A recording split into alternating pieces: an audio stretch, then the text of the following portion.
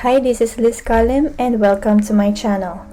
Today's video, update po natin ang airport dito sa NAIA. At kung ano ang mga requirements na kakailanganin pagdating sa airport. Pero bago tayo magsimula, please wag niyo po kalimutan na mag-like at mag-subscribe sa aking YouTube channel. Okay, so let's start.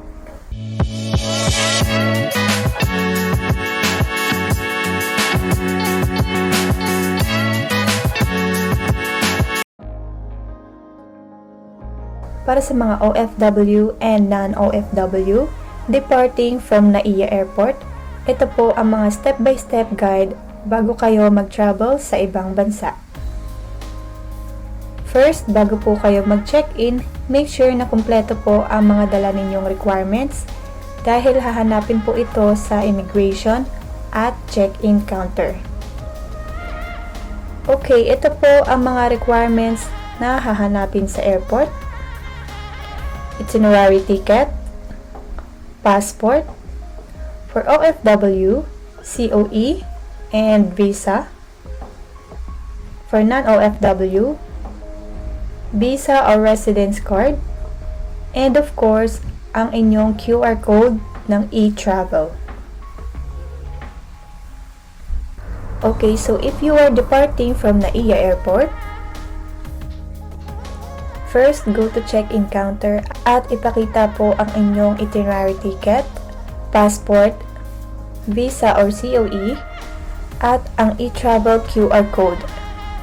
Kailangan 1 hour or 2 hours before your flight ay nakapag-check-in na po kayo.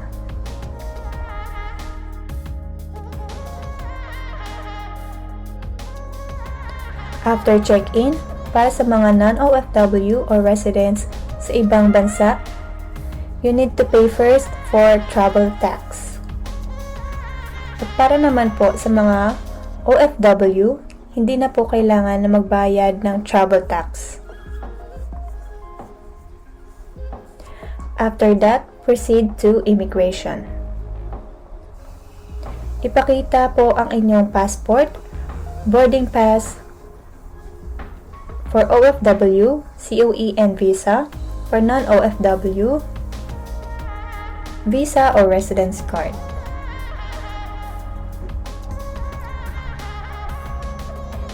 And also, you need to answer their questions like purpose of travel, how many days you are staying in, who's you're traveling with. So, ito po yung mostly na tinatanong doon sa immigration. After passing the immigration, next, proceed to inspection area. Hindi ko na po na-videohan dahil bawal po ang camera sa loob. Once done to inspection area, diretso na po kayo sa departure area. Reminder, 2 hours before dapat ay nakapag-check-in na po kayo. Dahil kadalasan mahaba po ang pila sa immigration at inspection area. At kung kayo po ay natagalan dito, possible po na maiwan kayo ng eroplano. At kung marami pa po kayong oras, why not to take a tour inside in NAIA Airport?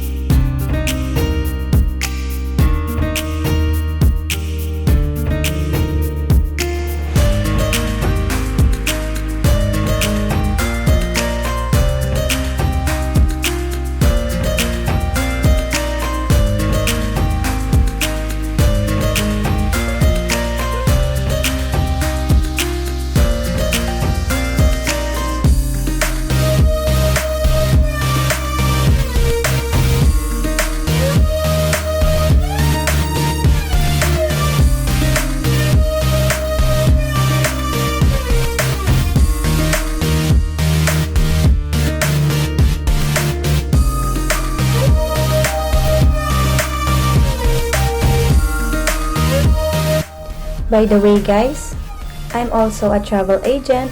Kung naghahanap po kayo ng mga promo flights, ferries, and tour package, i-message niyo lang po kami sa aming Facebook page at makikita niyo po ang link sa description box.